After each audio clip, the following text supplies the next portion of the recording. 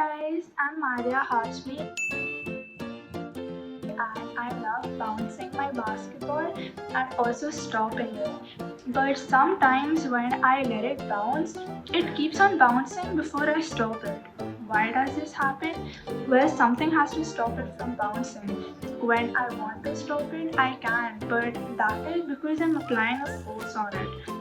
When I don't stop it, then also it does stop because of friction and gravity, but it does continue to bounce for a while. I also love drinking my hot chocolate and I love swirling it. Even here, my hot chocolate keeps swirling even when I stop doing it. If I were on Mars, this would keep happening for a long time. That would be awesome.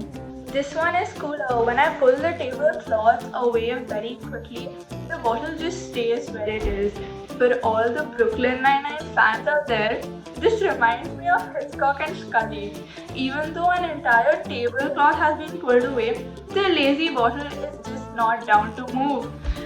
Is this tendency of the bouncing ball to keep bouncing, or the swirling hot chocolate to keep swirling, and the lazy bottle to stay lazy? This is exactly what we call inertia. Unless something really crazy does not affect them, they remain in motion or in rest as they are. Hitchcock and Scully, when they eat, they keep on eating, and when they sleep, they keep on sleeping. So here, eating is inertia of motion and sleeping is inertia of rest.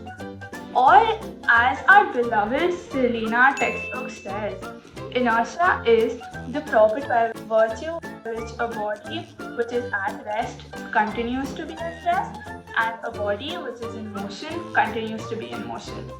So here and now you have it. Remember Hitchcock, Scully and my hot chocolate.